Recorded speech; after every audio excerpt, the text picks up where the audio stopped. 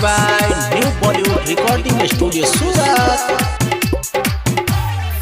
नवरातन के कल पूजैया,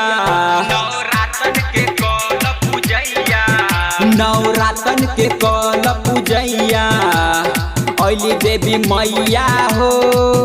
सारा जगह से सस्ता समनमा हम दे हम भैया हो।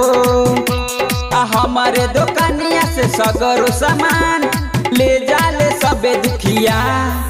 तो नारियल ले ला 10 रुपया, अब फल ले ला 10 रुपया।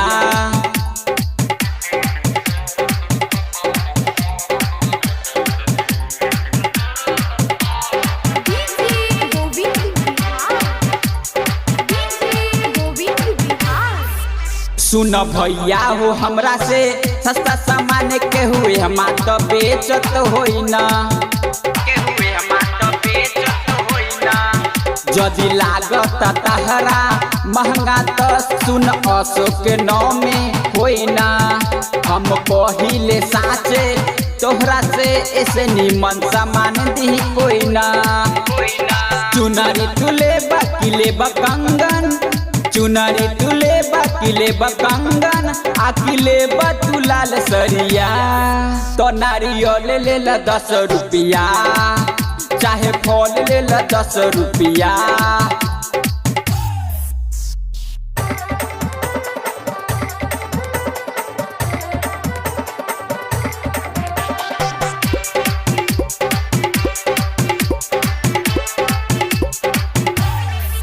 जितेंद्र बेदर्दी कर विचार, जदि मैया से करेला प्यार हो, जदि मैया से करेला प्यार हो। सुन सोनी दीवाना सोचना कुछ सब ले बेला हो जतई यार हो।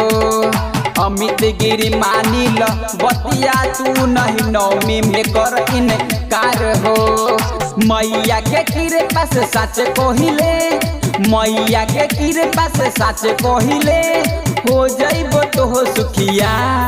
तो नारियल ले ला 10 रुपया, चाहे फल ले ला 10 रुपया।